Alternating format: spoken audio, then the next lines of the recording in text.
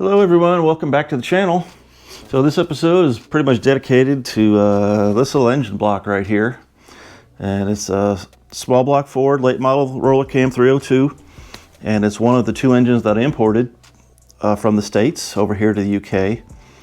Primarily because I know that they're desirable. This isn't the States where anywhere, any junkyard you can go to practically is going to have a short block or a long block sitting in a car, truck, or off to the side, waiting for you to just pick it up and haul it home and do what you want to it. These things are just not out there. They're becoming scarce. You know, even just kind of in the States, they're not everywhere like they used to be 20 years ago. But you know, they're around in the States, but not here. So I have built two 289s since I've been here, and I've built one 302. Built them as complete engines and had them on my run stand and as basically drop-in style carb to pan engines. And it seems like it's an easy way for me to fiddle, do things in my spare time. And I love building engines. It'll net me some good money, which is what paved the way for pretty much my coupe build. Earning some good profits off of that. So I'd like to kind of do something the same. But I'd like to do something a little different at the same time. I don't know the best way to go about it. So what's worked in the past is pretty much basic stock stuff. Aluminum intake, 4-barrel carburetor, you know, it looks nice and detailed up like a 60s engine would. Because that's where the money in the market is. It's vintage Fords over here. If you've ever gone on eBay and looked at how much like a 67, 68 fastback goes for over here, it goes for probably 20 to 30% higher, or if not more money than it does in the States. So there's a lot of people that go back to the States to simply buy up cars like that and ship them over here because the profit is so high on them. So, but people that get early cars that are just like straight sixes or something like that, they want to upgrade to drop in a V8 in it. You're just not going to find them everywhere, and that's the market that I'm kind of steering it towards. Is somebody just buy this and be able to drop it in their early car, and yeah, it'd be a pretty great engine for them. So, but I don't know how far down that road I want to go. Do I want to build something super nice, knowing that probably it's going to be difficult to near impossible to sell it? I could build something with, you know, custom roller cam, aluminum heads. I could build a stroker. I could build a lot of things, but is it going to be worth the money to be able to sell it to somebody, or is that not what they want? We're not like they're commissioning me to build an engine because who am I? I mean, a lot of English people are all about the name. They want to see it as a blueprint engine or a built by, you know, an Edelbrock top end kit or so on and so forth. They want the name behind whatever they're spending their money on because they love showing off. If it's an American car, they're showing off anyway, and they want to be able to say all the buzzwords to all the people and you know, dress to impress, so to speak. So yeah, I'm kind of at odds of how to start. I've just pretty much got to start with getting this block machined. Just get it ready, build it. It's gonna be a long-term project, but it's you know, something I'll share on the channel as it's getting built. And I'll just bring you in a little closer just to show you some of the finer details of this thing.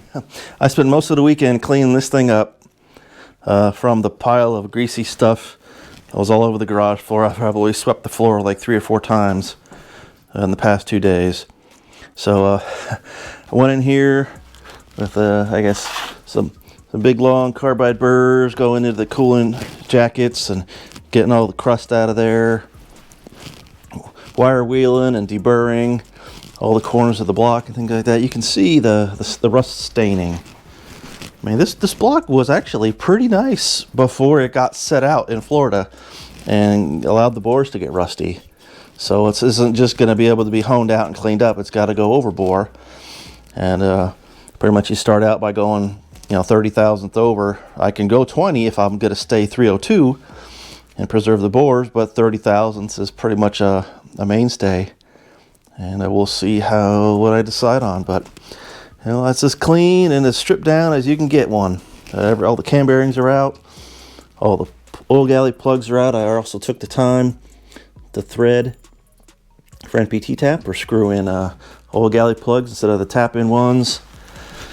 So, chamfered all the oil holes, ran thread chasers down every single thread in the block, and we're just getting ready to build something out of this. So, as when I get time and inclination to see which way I want to go. I mean, I got GT40P heads all ready to go right there. They'd be great, but every English person would see those on the engine and they'd be fearful of what exhaust he's going to run on it. Unless I spent the money for like hypo exhaust manifolds that I know will clear, and the H-pipe to go to it, that's an extra $500 I got to put into the motor. But am I ever going to get that money back out? Those are the big questions. So get a roller cam. I can build a cheaper engine. I can get the F cam off of John. He's got one sitting there not doing anything. But is that a little bit too top endy for what a person's going to want, or should I just go with something mild? Try to find a stock 5.0 roller cam. I have here is it, Lunati cam 51027, which is kind of like the a stage 1 TFS cam. That'd be great, but that's a brand new camshaft. I don't know if I want to use that and send it down the road with this. I got roller lifters. I got other set of heads. What is it? I got 68 4-barrel 289 heads. They call them J-code heads, so they're pretty rare. They're only only used for a couple of years, but they're bare. They did all the valves, they did all the springs, they did everything. I got a set of new rocker arms from Comp. They're the ones with the roller tips on it and the ball fulcrums. I got lots of parts here and there to start putting this together, but this is what I want to do. So we got the crank here pretty much cleaned up. I got to get some more oven cleaner to get the carbon and the crud out of here. But I mean, this doesn't even need to be turned. It's very, very good, nice and clean. Just got to clean up the caps and the blaster. Starting to set the bolts aside to get those cleaned up. But whatever pistons I'm going to get, we'll need to get this balanced. But that is a really cheap way to go. If I just get some decent replacement pistons and just build it as a 302 and then figure out what kind of heads I want to put on it. But do I want to go exotic and get because all the money that I'd put into this, I don't know if I would get back out if I went with like aluminum heads or 347, or would it be wasted on the person that's going to buy it here in the United Kingdom? I mean, I don't know. Maybe it'll be a slow build like I've done my others, where I've waited, like, found an aluminum intake at a deal, picked it up, found a Holley carb at a deal, then picked it up, and then slowly rebuilt things, and then, just build a nice engine out of my spare parts and see how it goes.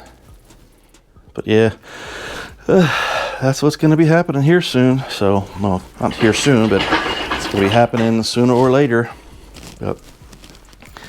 Anyway, other garage updates. 3 T5s all done, all ready to go out, waiting on everybody to pay me. So he sent a deposit the last day or two. He sent a deposit the last day or two. It's the first of the month, so I guess people are starting to get paid. So I got up on the run stand. I think you saw that last time. I haven't got it up to the point where I got the battery hooked up.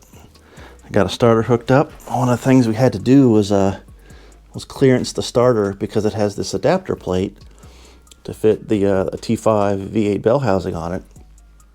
So he had a mini starter brand new that he bought for it, but it won't fit because this boss right here is all the way in the way, and it's got a screw going through it, so I can't grind that away. And don't really want to grind this corner of the block off.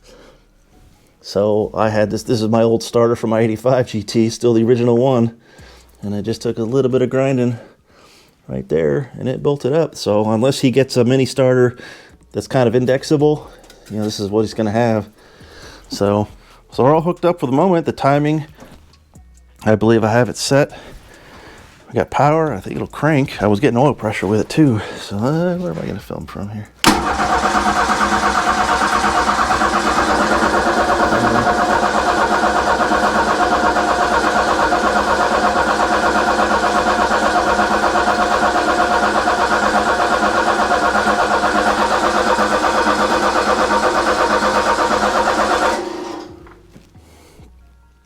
So it holds it for a good while. For a real good while. So it's only 5W30 in there, so that's good cranking oil pressure. So for the drain here, we still have to get the proper fitting. I just have it connected so I could prime it and start it, run it without it leaking oil all over the ground. That's why this rag is here. But I backed off these screw for the plate. I don't dare back it off anymore because it's going to start to rub on the compressor housing. So that's just on there temporarily. Parts are in order so we can get the drain line hooked up. I got to get some more valve cover bolts. I think I want to get them and run some clamps so we could kind of just have this oil line strapped down to the valve cover bolts and kind of route it nicely. But you know, that's making progress. Parts are in order. I'm doing something about the fuel tank. I think I'm going to mount it here in the rails. I got some plans and some tubing I got to order, and then we'll get that and show you what's going on. We got parts here set aside for going to Pete's on Wednesday. Get his car running again. Yeah, this is the pile of extra parts. These are the pistons and the rods from the 302. So just used about a gallon and a half of gasoline, just degreasing everything this weekend. So gonna have to get these pressed off, clean the rods up, and that's if I decide I want to keep it a 302. So, but at least parts are clean. At least the garage is getting cleaned. Hopefully these will be getting gone soon, and we'll be getting some nice weather up, and we'll be able to get this a little bit more fiddled with. So, but that is the garage happenings and the updates for the week. And sorry we didn't get any stuff on Pete's car on Wednesday because I was sick. Didn't have COVID, took a test, but I was just you know, very, very under the weather with my allergies and stuff like that. So I wasn't gonna get down there to do anything, but we'll make it happen this week. Hopefully all three of us will be in good health, be in good weather, and we'll make a lot of progress. So hope to see you guys soon in the next episode, and thanks for sticking with me.